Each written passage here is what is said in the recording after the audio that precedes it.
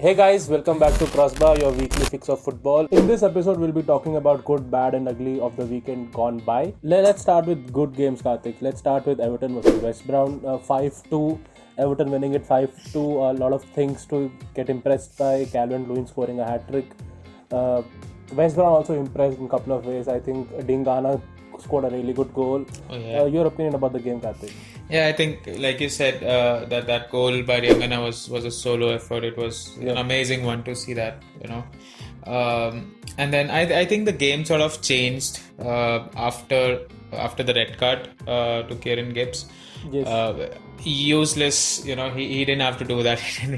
It was just a shove, and then nowadays you just cannot lay hands on a player for even if it's just a slight. And so rightfully red carded for that. And then they still came back, right after the half. They scored an amazing free kick. Pereira scored an amazing free kick. But then I think Everton were too strong. We saw some amazing passes from James Rodriguez, which was good to see. His class that we saw a couple of years back, that sort of came back. And then good that Calvert-Lewin got his hat trick, got 4 goals in fact. So that was great for him. Which player impressed you the most, Amit? I think as you said earlier, like looking at how Rodriguez was coming back in form, he scored his opening goal also for the. He scored his first goal for Everton as well, again outside the box, which we have seen that stat as well. It was pretty good, the kind of lofted pass he was doing, and also directly being involved in the red card, right? The shove that he gave to Gibbs, and then he was trying to punch him, which is. I think that incident was not handled pretty well by the referee, because after that he also gave red card to the manager as well, which should have been handled pretty well. But then it felt like the referee also was increasing instead of neutralizing the situation, was trying to making sure giving red card to everybody. But coming back from the second half, I think West Brom did really well. They scored a goal, came out the level packing, but I think Everton is class apart when you see in stats as well. If you see, I know it's too early, but Everton is leading the Premier League with the number of passes, with the number of successful pass, and also the pass accuracy right now. And also, quite finished that day, at least finished at number 1 spot, which happened after 2007.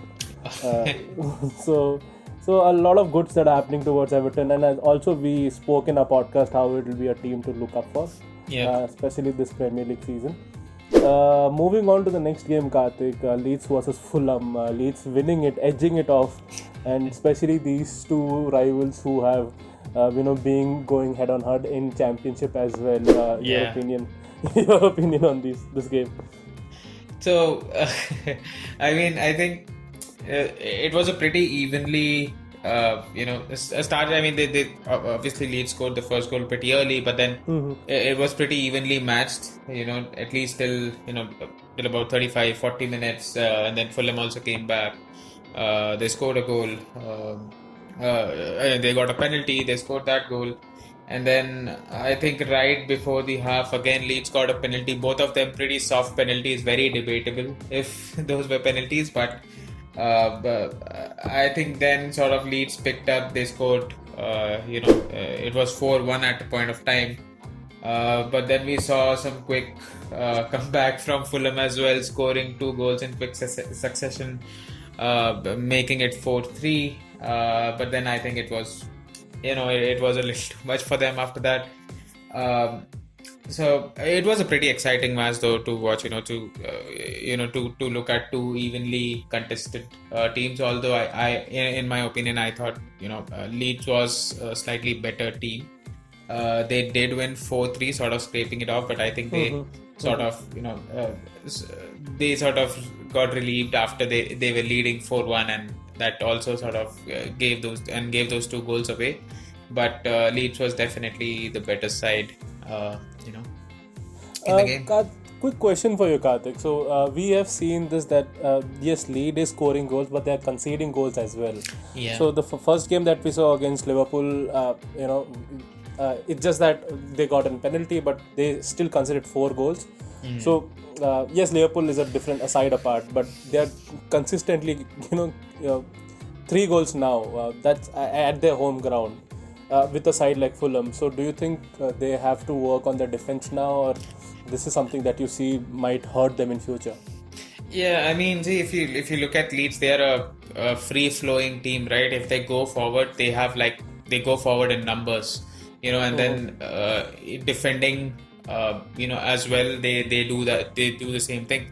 That worked out pretty well in the championship, but like I've said time and again, that Premier League is a very different.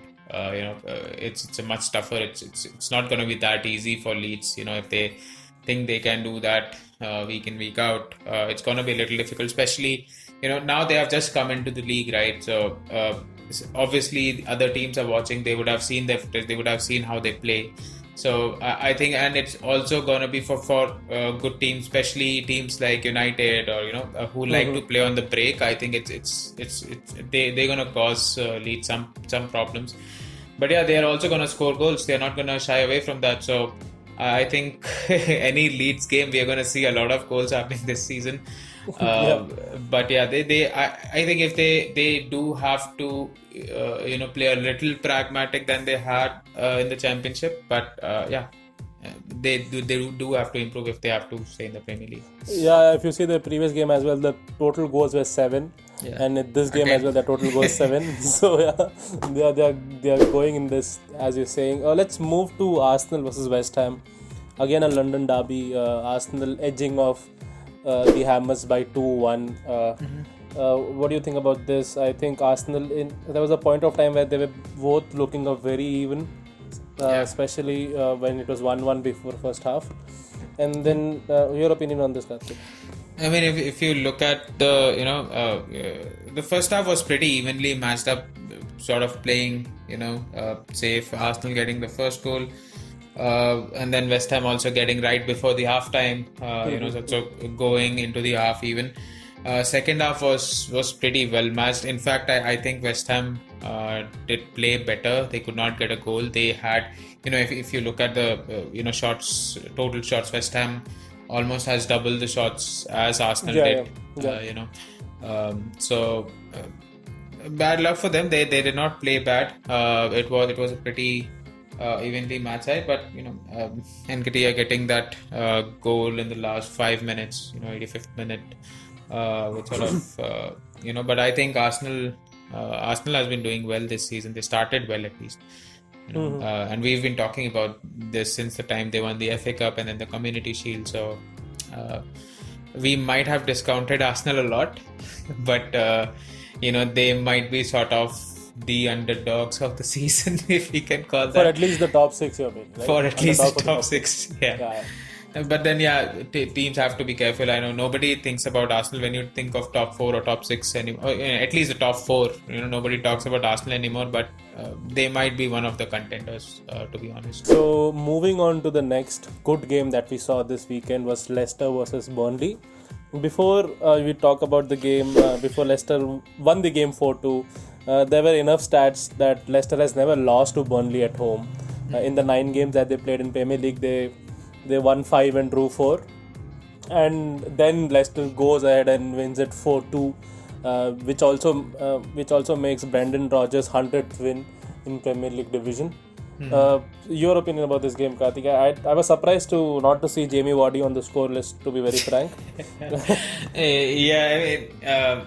But then if I have to pick out a player, Harvey Barnes had an amazing game.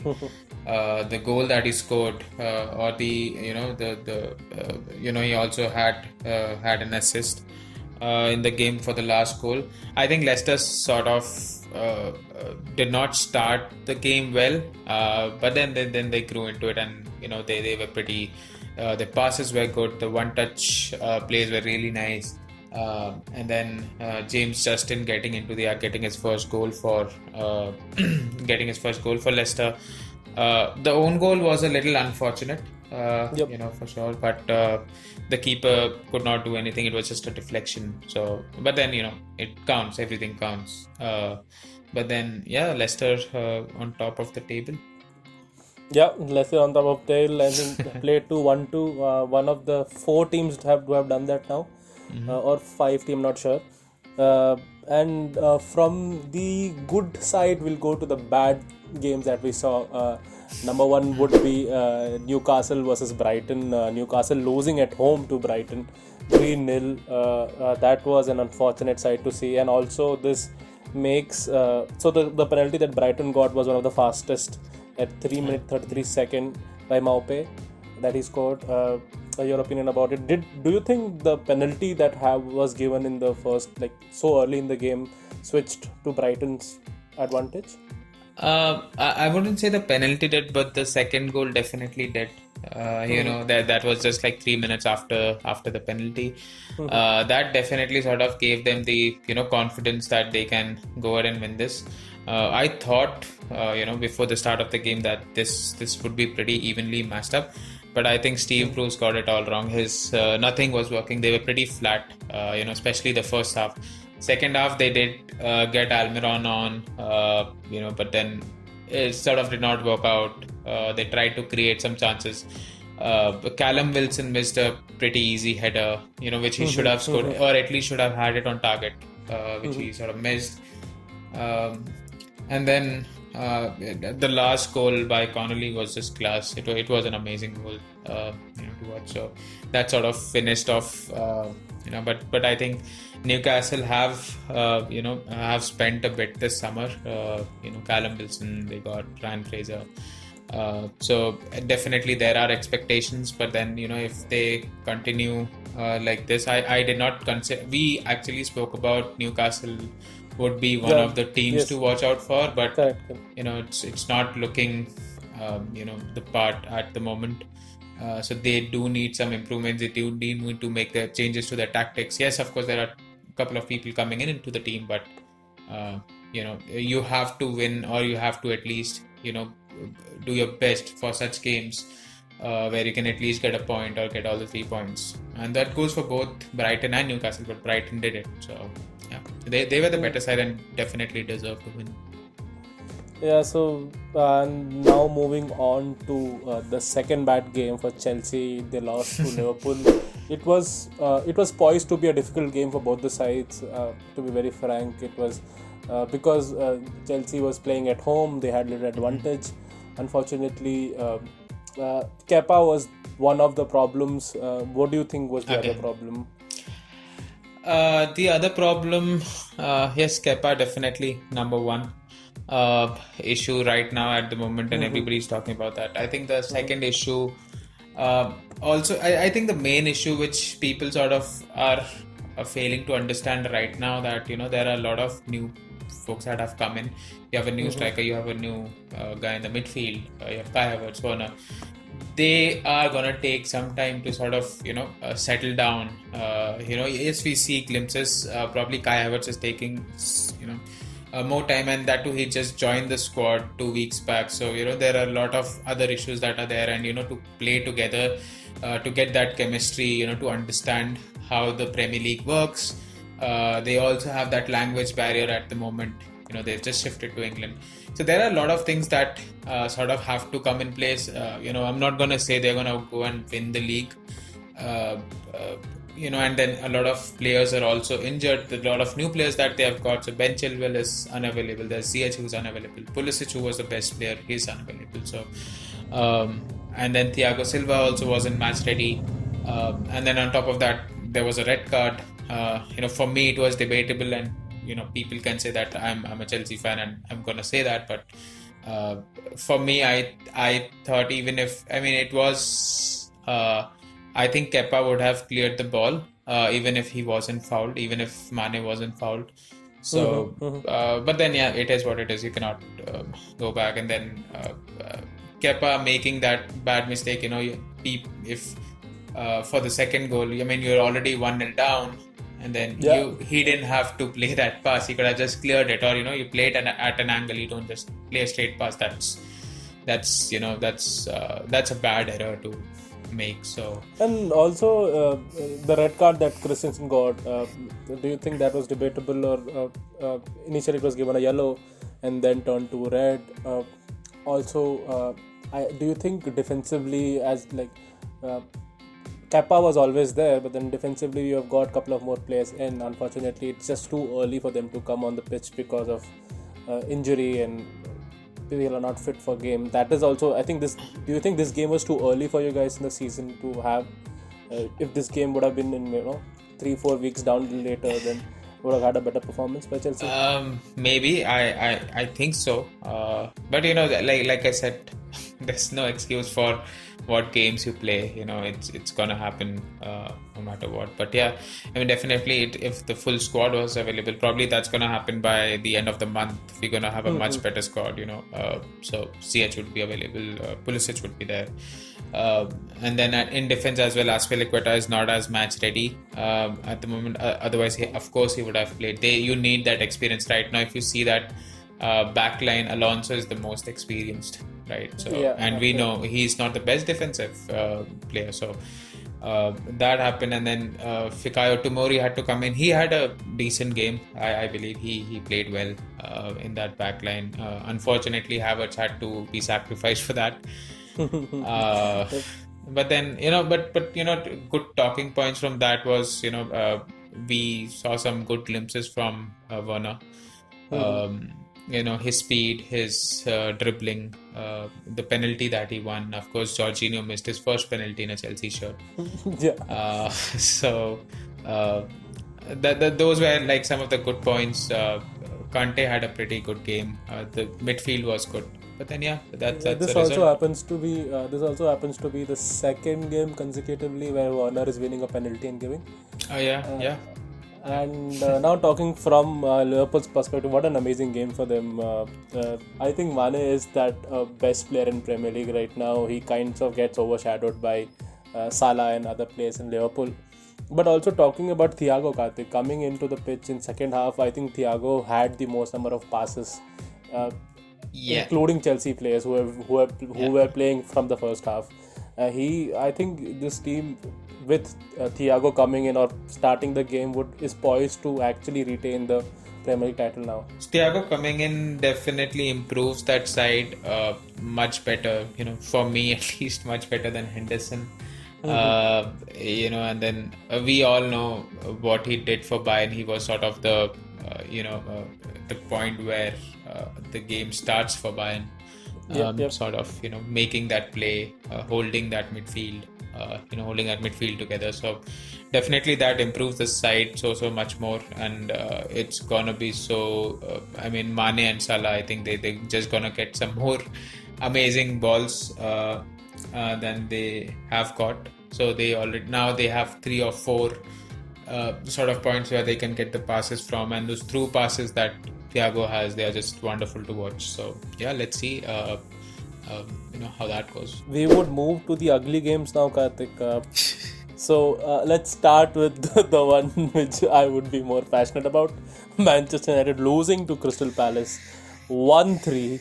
First time in 6 years that Man United have lost their opening game.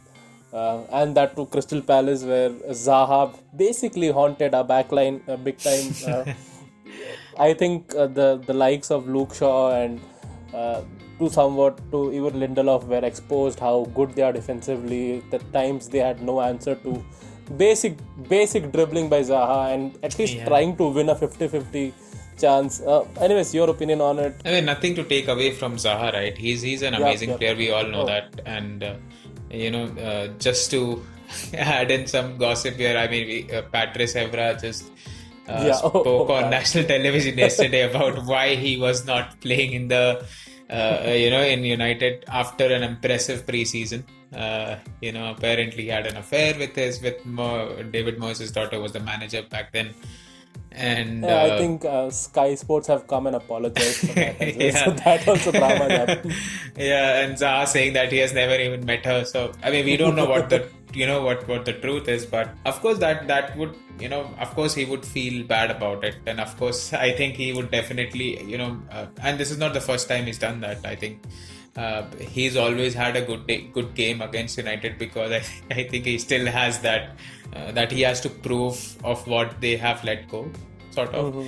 But then, in all, the defense. Talking about the defense, Lindelof, of course, wasn't at his best.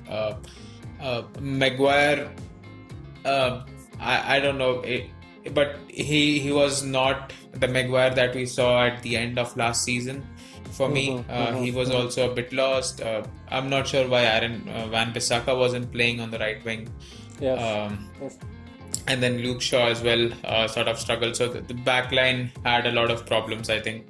And then even talking about Crystal Palace's defense, that was pretty good. They did not give a lot of space. They made sure they don't let Rashford or Martial have those runs. I think one good point is Van de Beek getting that goal on his Yes, that was the debut. only positive for Yeah. Manchester United. No, but bad start, or like you said, an ugly start for United. They, hopefully, they know that they need more signings to, if they have to compete for the Premier League title. I think what Patrice Evra said again about that was, if they win the Premier League, that would be an achievement for them. That would be an overachievement for them. So, and I totally agree to that. The side that you have right now. So, I think losing 1-3 at home to Crystal Palace on an opening day is actually quite disgraceful for Manchester United. Yeah. I think the early we accept it, the faster we can solve this problem. I just hope people come on that boat as fast as possible to solve this problem now. Moving on to Southampton versus Tottenham, the second ugly game of the week for us. Southampton losing to Tottenham 5-2, Son scoring 4 goals, Kane assisting in all of them, and then going on and scoring one more. Yeah. I think this game is just that boost that Spurs wanted before Bale would join them. Yeah, and again, Bale, I think he's not going to be available till mid of October, till the international break. So he's only going to play after that. But regardless, I think there was an issue with Southampton's defense, right? Because if you see Son's goals, I think 2 of them were exactly, or 2 or 3 of them were exactly how he scored. They were the same kind of goals. Harry Kane giving that through ball over the defense line, and Son just making that run. So it was pretty. They repeatedly made mistakes where they let Son run and let Harry Kane have that space to give that ball. But even if you look at those assists, they were pretty amazing, right? Pretty amazing assists by Kane, and then he's getting 1 goal from a rebound. That was a consolation, but 4 goals, 4 assists. That's just amazing. I think Danny Ings also played really well. He scored. First goal was really nice. He got a penalty later on. He's just wish if he was in a better club, a bigger club where he could have better passes given to him or better. But unfortunately, he's doing what he did last season, right? It's like he left off there and still trying to score as many goals as possible. And I think Southampton also had a couple of decent chances which they did not take. They could have scored at least 2 more. One of them hitting the post. One shot just getting wide. So they also sort of missed their chances. But Tottenham surely did take them, all the chances that they got. And then I think for Mourinho, now Bale and Reguilon also coming in. I don't know what Mourinho is gonna do. I mean, I don't know what Tottenham is capable of now. Yeah, the side looks impressive now. With also Son and Kane coming in form. Yeah, and I think if there's another rumor where Jesse Lingard might join Tottenham. 30 million. How much is that? 30 million. 30 million. And I mean that would happen if Dele Alli leaves. Which he might. So let's see what happens there. We don't know how Jesse Lingard will play in Tottenham. That would be interesting to see. Yeah, so before finishing this episode, let's talk about our favorite moments of this week. What was your, Karthik? I think I sort of thoroughly enjoyed James Rodriguez's first goal and his performance in the game. That was pretty good to see. I liked him when he sort of joined Real Madrid or the World Cup right before that, right? So he sort of caught the eye, everybody's eye, and but then he did not get his chances.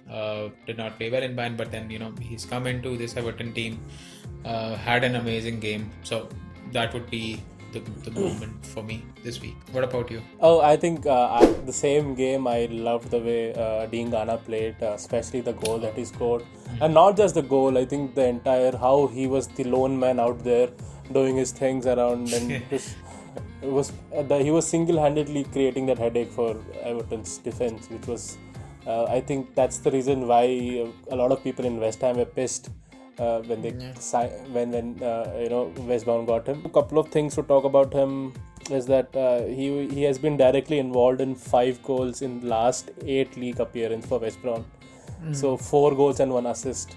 So that kind of shows he is a young talent coming up. I think in future he would be that Zaha or Danny Ings type of striker for West Brom.